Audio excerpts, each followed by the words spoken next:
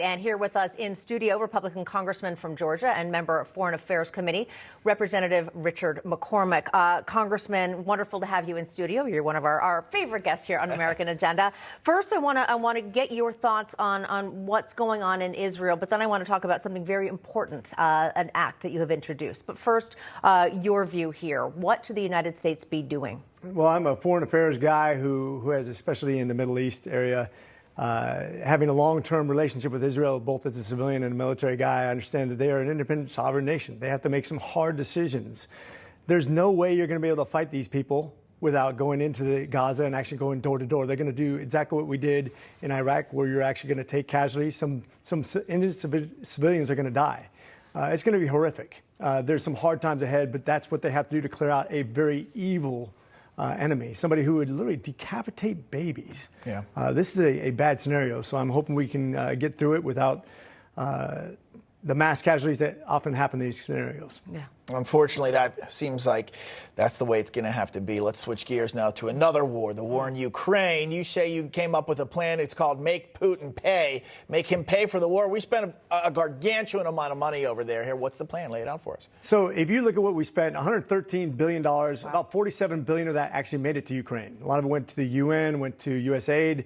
It was diverted. That's the Biden administration just doing what it does, just throwing money at a problem. What we've done is we've frozen Soviet or Russian assets, if you will, both internationally and in the United States. About $100 billion here in the United States, over $100 billion, $330 billion plus in the worldwide. I just got back from Copenhagen. In Copenhagen, we actually just pushed legislation forward that requires all UN participants to use the money that was frozen from Russia to use against Russia in the Ukrainian efforts. And if their laws don't support that, to change your laws so that it will support that. Here in America, my bill would actually use the money from Putin's regime to fund the war overseas, which is over $100 billion that would be used. And oh, by the way, not only is that money going to be used to fight against Russia, but also that money comes back to the United States. It buys things from the United States to support the war, so it benefits us in two different ways. It sounds incredibly practical, and of course, spending money that is, actually putting money to good use, as opposed to just saying, "Oh, let's grab a couple more $1 billion." But speaking of billions of dollars that are not frozen, that $6 billion that was released to Iran, or at least to the Qatari bank, we heard last week that it might be refrozen, but that hasn't happened yet. Your thoughts? No, I hope it is, though, because obviously it was a bad mistake to begin with. You never reward bad behavior with money. Everybody knows that who are parents. We've seen this time and time again. When you encourage bad behavior, the bad behavior continues and actually escalates.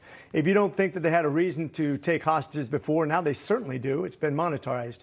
I think it has to be, we have to keep on pressure on Qatar to do the right thing. They're actually good at negotiating, too, because they're considered one of the key members of the Abraham Accords to actually negotiate between two different sides of the same coin. So, Congressman, real quick, we got 20 seconds. Did the Biden administration enable this to happen? Hamas, all these proxy groups, and then rebuild Iran back up? Weak leadership always leads to world problems. This is weak leadership in every sense of the word. I'm worried about it spreading over to China, too. This is just the tip of the iceberg. Yeah. All right. Always great having you, especially in studio. Congressman Richard McCormick, thanks so much for being with us, and good luck with the Make Putin Pay Act. Thank you. All right. Thank you, sir.